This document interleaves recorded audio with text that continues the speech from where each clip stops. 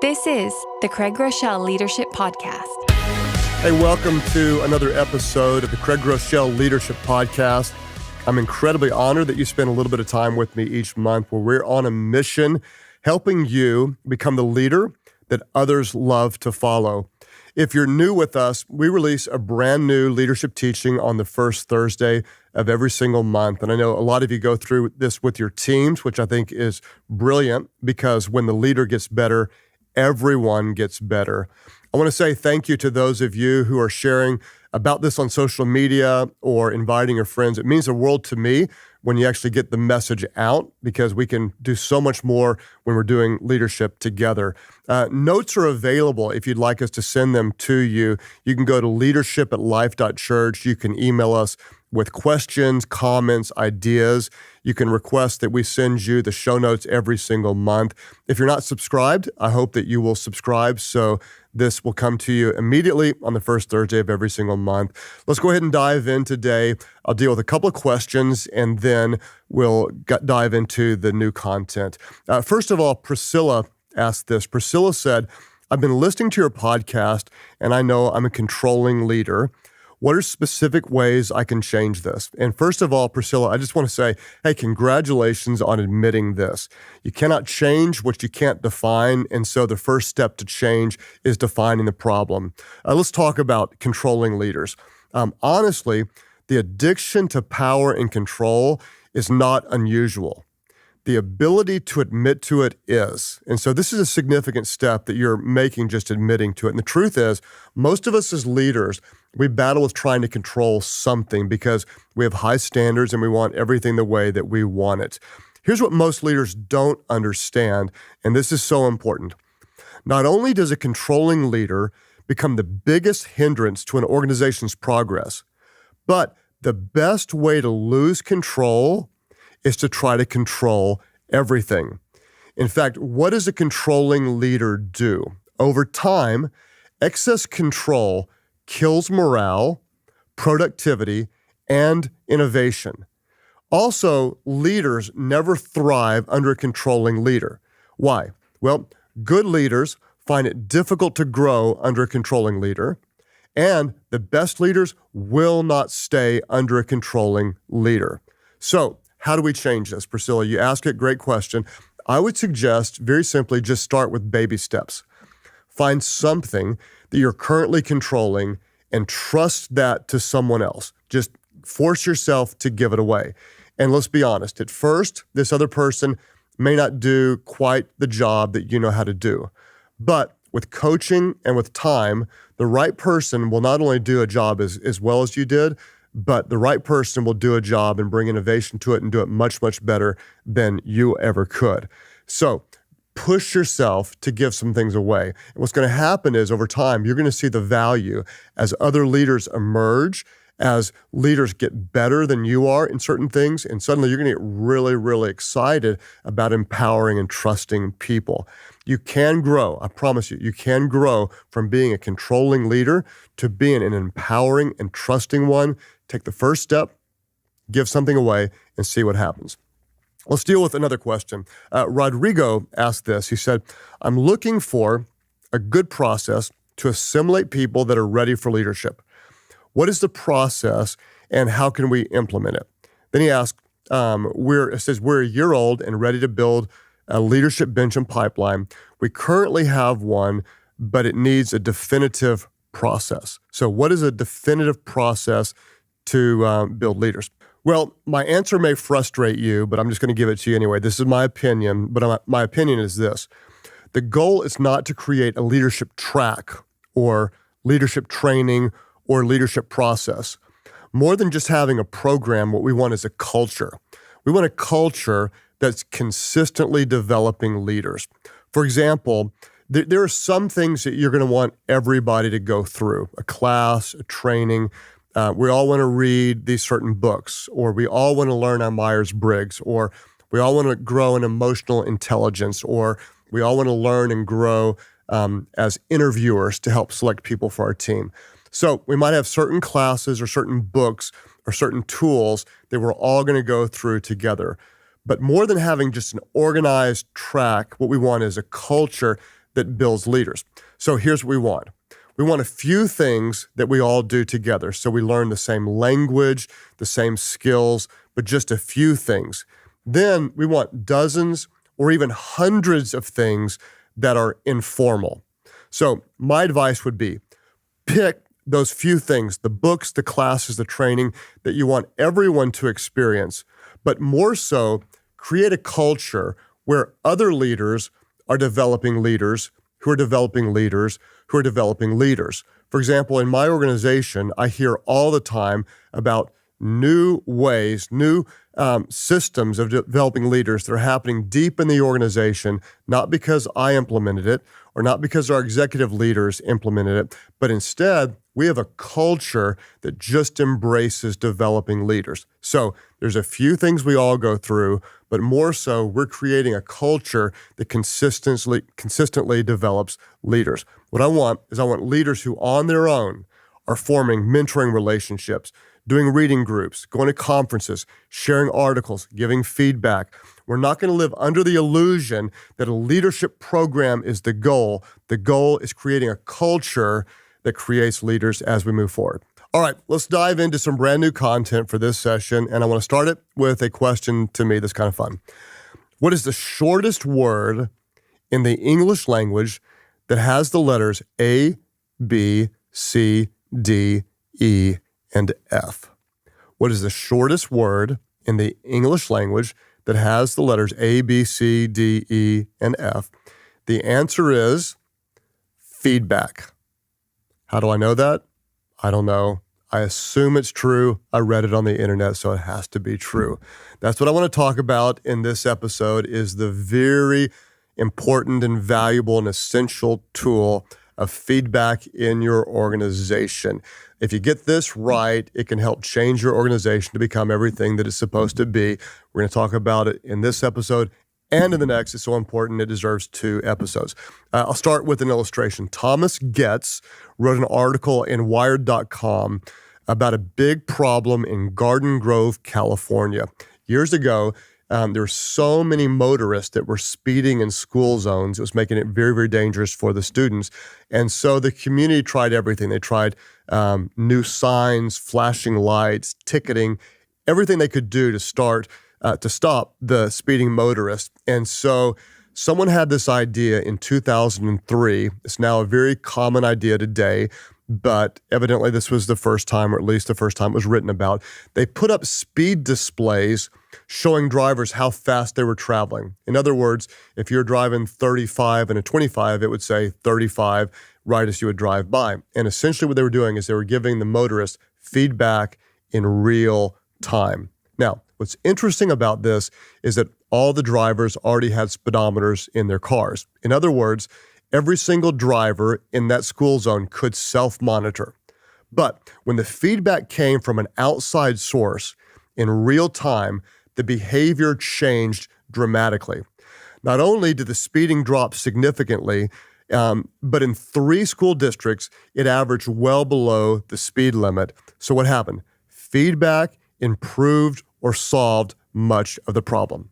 Now, as we talk about feedback, I hope you'll apply this to every area of life.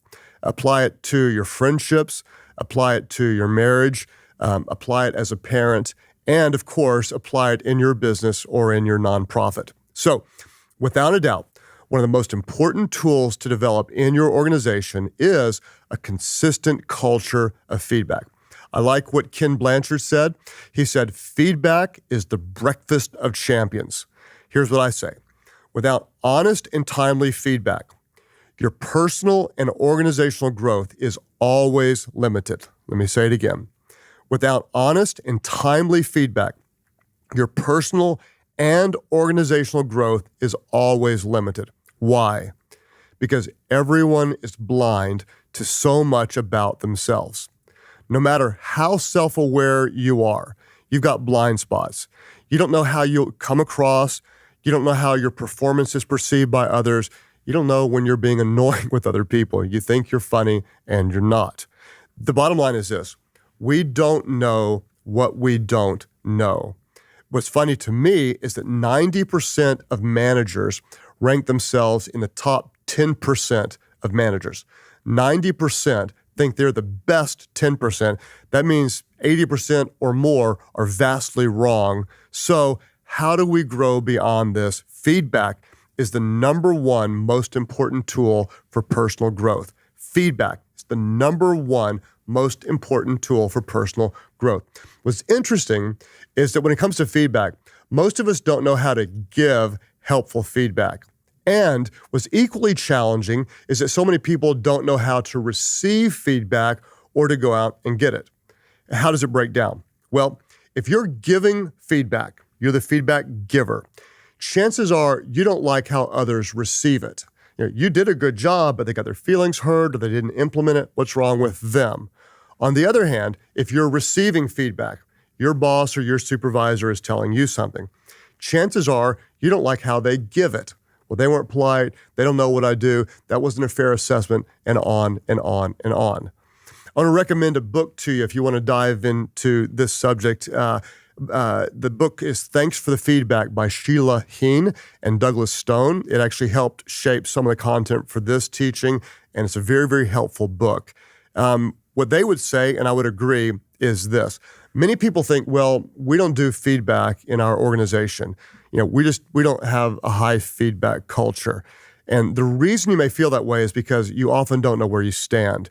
You feel like no one ever tells you that they appreciate you. You don't know how you're doing until you do something wrong. So you might say, we don't do feedback, but that's a very inaccurate assessment. We have to understand that feedback is everywhere. I would say it this way. Feedback is common, but helpful feedback is rare. Feedback is common, but helpful feedback is rare. The truth is we get feedback everywhere all the time. It may be intentional feedback. It may be unintentional. It may be implied. It may be direct. It may be rude. It may be obvious. It may be subtle. But your whole life, you're graded, you're ranked, you're rated, you're scored, you're chosen, you're accepted, you're rejected, you're invited, you're left out. All this is feedback. You get feedback every time you take a test. You get feedback when you ask someone on a date and they pause and they hesitate and they shuffle and then they stall and they say they have to check their calendar. That was feedback, and honestly, it wasn't good. You get feedback when a salesperson is friendly or when a salesperson is rude. You get feedback when you're hired and 6 months later you're let go. Both those are feedback. You get feedback when you get a meets expectation on your review. We get feedback all the time. Someone honks at you, that's feedback. Pain is feedback. Rolled eyes is feedback. A big smile is feedback. Crossed arms is feedback. What you want to do in your organization is decide. We will develop a culture of honest, timely, and helpful feedback. Let me say it again. In your culture, decide, all of us together, we will develop a culture of honest, timely, and helpful feedback. Why is this important? Because your unwillingness to accept and give feedback will ensure your inability to achieve growth. One more time. Your unwillingness to accept and give feedback will ensure your inability to achieve growth. Let's talk about giving and receiving feedback. Today, let's talk about receiving. Factors that matter in receiving feedback. Most of us want to know when we're doing something right, but most of us fear hearing when we're not doing something right. And the reason is because we don't understand the value of feedback. So here's a few thoughts. Number one, when it comes to feedback, number one, don't dread feedback, crave it. Don't dread it, crave it. Remember, feedback helps us grow. Feedback is not something that we endure. It's something that we embrace. I'm not dreading feedback. I'm looking forward to it. I don't tolerate it. I need it. For example, I communicate regularly on the weekend, usually on Saturday night and then a couple times on Sunday morning. And so after my message, if I don't have people to give me feedback, I literally panic. What I need is people that I trust to tell me, hey, you went a little too long there. You thought that was funny and it wasn't. You were talking too fast. Hey, that was a really valuable point and you just kind of brushed over it. Could you expand a little more? You weren't clear there. If I don't have that feedback, I get nervous. I don't feel like I am equipped the way I want to be equipped to do the job again. And so I don't dread feedback. I need it. I crave it. And this is what happens over time. You want it because you see the value in it. In fact, I reviewed this talk with some of my team before giving it, and they told me they didn't crave it at first. But over time, they said we developed trust. And because I trust you to give me feedback, getting feedback is something I crave, need all the time. So number one, we don't dread feedback, we crave it. Number two, on receiving feedback, we're going to separate the do from the who. We're going to separate the do from the who. One reason why we don't like feedback that tells us how to improve is because we feel like it's a critique of who we are. If you're telling me my performance isn't strong, I feel like you're criticizing me as a person, and this just isn't accurate. The best feedback is all about what we do, not about who we are. It's all about performance and actions, not about identity. So when someone gives feedback, it's easy for me to become defensive and say, no, that's just not fair. You don't understand. You don't know my whole situation. But what I want to do as a leader is to refuse to hide behind the excuse, this is just the way I am. Don't tell me that. This is just the way I am.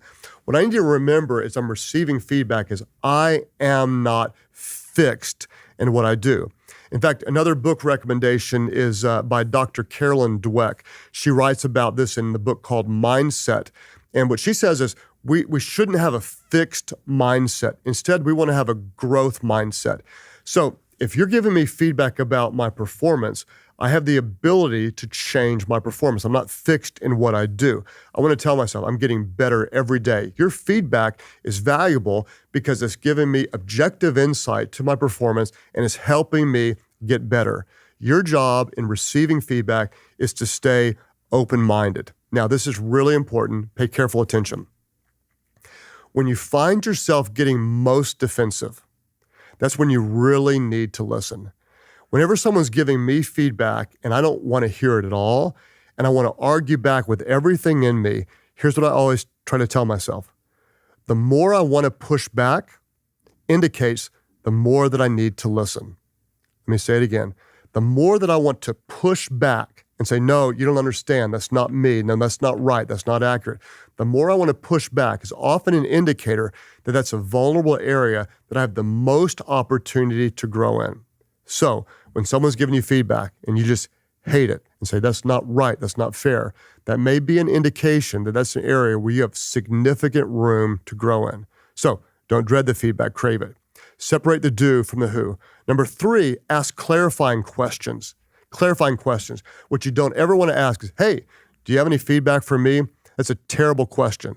About what? About your goals, about our friendship, about how you look and what you're wearing. Here's what we have to remember. General questions rarely lead to specific answers. The same is true with feedback. General questions rarely lead to specific feedback. So we're receiving feedback. We want to say something like, well, help me understand specifically what you mean by that. Or can you give me an example to help me understand? Or how could I do better the next time? Or you might say, what do you do that helps you think that way?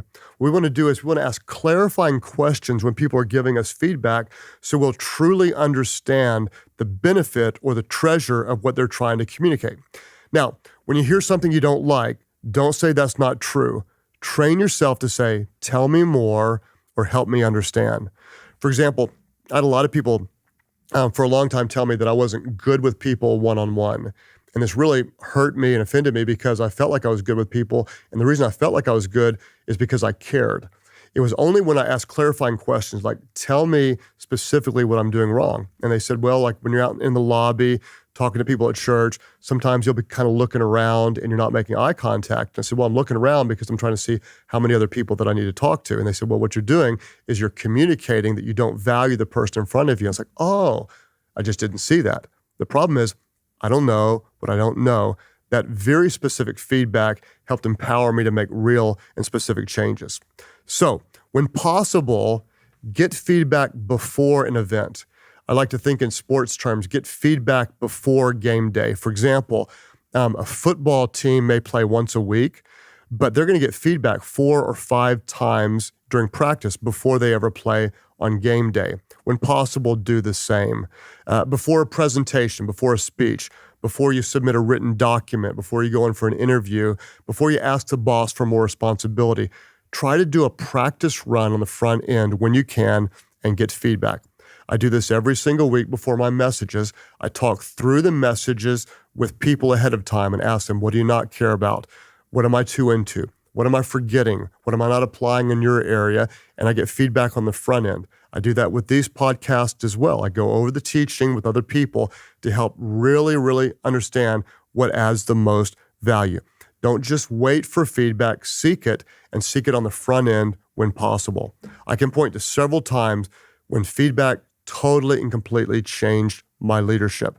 The biggest example was years ago when Jerry Hurley sat down with me and said, Craig, you're controlling everything, and you're not letting anybody else do specifically what they were created to do. And Jerry said very lovingly, if you'll trust me to do what I do, and you focus on what you're really gifted at, we can actually reach a lot of people. And that conversation was the turning point for me being a controlling leader to now being excited and passionate about empowering other people. It was direct feedback that specifically changed my leadership. Don't rob yourself of the value of direct and helpful feedback from those around you. They see things in you that you do not see. You don't know what you don't know. So let's try to wrap this up. Helpful and honest feedback can be the difference between you being a good leader and you becoming a great leader. To quote Andy Stanley, he says this, leaders who don't listen to others will eventually be surrounded by people who have nothing to say. Let's review. Without honest and timely feedback, your personal and organizational growth is always limited. Why? Because everyone is blind to so much about themselves. No matter how self-aware you are, you have blind spots. You don't know what you don't know. Many would say, we don't do feedback in the organization. This is not true. Feedback is everywhere. Feedback is common. Helpful feedback is rare. What are we going to do? We're going to develop a culture of honest, timely, and helpful feedback, because your unwillingness to accept and give feedback will ensure your inability to achieve growth. Let's talk about receiving feedback. Most want to know when they're doing something great. They don't know when they're doing something wrong because they don't understand the value of feedback. Number one, we don't dread feedback. We crave it. Feedback helps us grow. It's not something we endure. It's something that we embrace. Number two, we separate the do from the who. One reason we don't like feedback because people are telling us how to improve is because we confuse it. We confuse the who with the do. They're not criticizing who we are. They're helping us get better at what we do. The best feedback is all about what we do, not about who we are. When you find yourself getting defensive, let that be an indicator. This may be an area where you specifically need to listen. This may be a real blind spot that will help you grow. Number three, ask clarifying questions. General questions rarely lead to specific feedback. When you hear something you don't like, train yourself to say, tell me more, help me understand. Whenever possible, get feedback ahead of time. It's going to make you better, and it's going to value those around you. Why is this so important? Helpful and honest feedback can be the difference between you being a good leader and a great leader. All right, let's wrap it up with 5 very important application questions. This is where the rubber meets the road.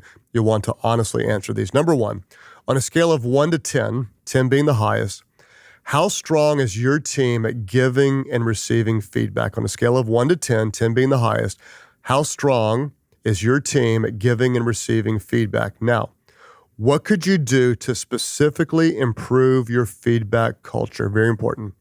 Number 2, in what area of your leadership could you use feedback? Think about it specifically. In what area, be specific, could you use feedback? Then ask yourself, who are 3 people you could enlist to help develop you to improve? Name them specifically. Who are the 3 people who could help give you great feedback? Question number 3. What are 3 specific questions you could ask them to help you grow? Don't ask general questions, but specifically, what do you want to ask them to help you grow? Number 4, is there an area of your leadership that you could get feedback in before game time? What are you going to do about it? I get feedback before I give a talk. Where could you get feedback before? There may not be an area, but hopefully there is. Number 5, what is the number 1 skill you're currently developing based on recent feedback? What are you working on right now because of what someone told you recently? If you can't answer that question directly and immediately, you know you have work to do. In the next episode, we're going to talk about how do we give feedback. Today was receiving. Next episode is giving. Thanks again for listening. Thank you for sharing on social media and in any way. My goal is to help you become the leader that others love to follow. I'll work to give you helpful content, and when you share it with others, it means the world to me. Above all else, be yourself. Be genuine. Be yourself, because people would rather follow a leader who's always real than one who's always right. Thanks again for joining us on another episode of the Craig Groeschel Leadership Podcast. We hope you enjoyed it. And if you did and would like additional show notes or resources, you can find all of that simply by going to life.church/leadership podcast. You can also sign up to have those resources sent directly to your email the moment they become available. And if you've been enjoying this podcast, one thing you can do to help spread the word and build leaders around the world is simply rate and review it on iTunes. Plus, Craig loves hearing your questions and comments. If you have a question that you would love for him to answer in an upcoming episode, you can send those to us simply by sending an email to leadership@life.church. And the end of the year is a great time for us as leaders to look back and celebrate the accomplishments throughout the year while also looking ahead and realigning our focus on the year to come. Here at Life Church, we would love to invite you and your family to a special Christmas Eve service happening at all of our Life Church locations. And if there's not a location near you, you're in luck because we have services happening throughout the week at Church Online. For a full list of service times and locations as well as dates, you can find that at life.church/Christmas. Thanks again for joining us here on the Craig Groeschel Leadership Podcast. We'll see you next time.